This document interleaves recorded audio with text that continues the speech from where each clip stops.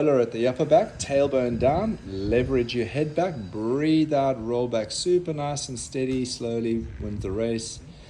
You're going to do a minimum of 5 rolls and upwards to towards 10. Hell, if you can do as many as you want. You can't over roll your body. It is awesome. Rolling through the back of the shoulder, smoothing out the knots in the back of the shoulder. Do obviously both sides. The roller out the front there, and you're rolling out the front of the shoulder. Yeah. Are we keeping the legs flat? Yeah. So what you do is you take your hips forward of your knees. Imagine you're going down into a mall, and you're getting down, and you're getting your weight driving down into the mall. Yeah. So driving your shoulder down, putting as much pressure onto that shoulder as you possibly can, and rolling back and forth off of the front of the shoulder, searching out the knots. You can rotate your shoulder forward and back to feel. So if you roll the shoulder kind of like that, you're going to get that different area of the shoulder, right? And so again, I would do a minimum of 5 rolls to get some sort of effect from it, but you can go up towards 20 if you want to. You're rolling out the roller in the front of the shoulder, finding out where the knots are, searching out in that front of that shoulder, sort of going into the chest area where the shoulder and the chest join. Play around in that area. Wedging the ball into the shoulder, and then you're lifting your arm up and pulling it back as much as you can.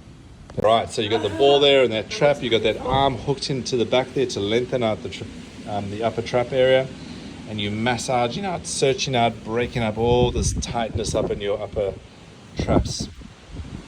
Down on the hip flexor, the front ropey bit on the front of the hip, you bring the other leg up to get more leverage point over it, and you're rolling in and out over the front of that hip.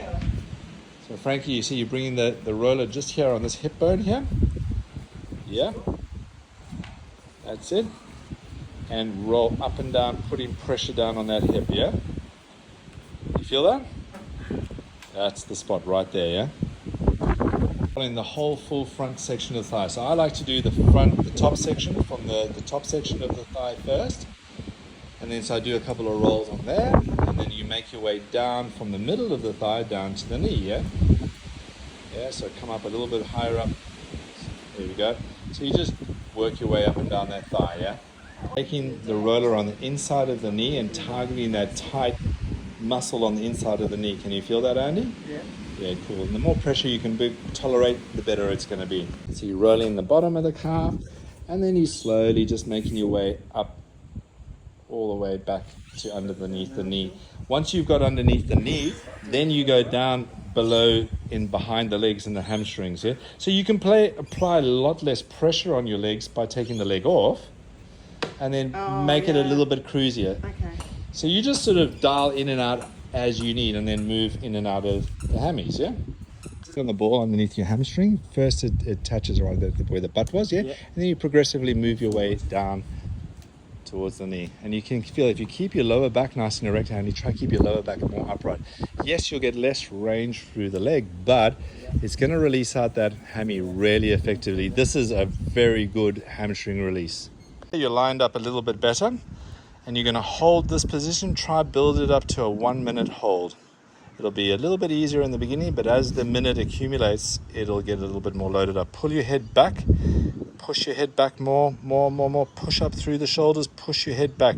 Push your head back as if it's going up into that table, yeah? Keep pushing your head up. Keep pushing through your shoulders. And you can feel that works more effectively, yeah? Okay, cool. So kick up as much as you can. See how it helps you get a leg up and over? Eventually you'll be able to do that by yourself, right? Push up and look up. Push up through the shoulders. Keep your legs together. Point your toes. Squeeze your butt and push up to the shoulders to float and back. Little push, float, and back. Float, and back. Float. You're kidding me. Well done, mate. So you're aiming for about 10 float-ups, yeah? Yeah. Cool. Alright, cool. Walk into the wall. Now, point your toes. Squeeze your butt cheeks.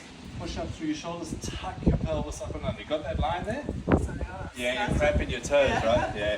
So that's your line. When you can hold that line, squeeze your butt in, don't push off the wall just yet. Until you can do, your goal is to hold that line with that butt squeezing for 1 minute. When you can do that for 1 minute and the cramping all stops, then you can start going right outside, floating off the wall.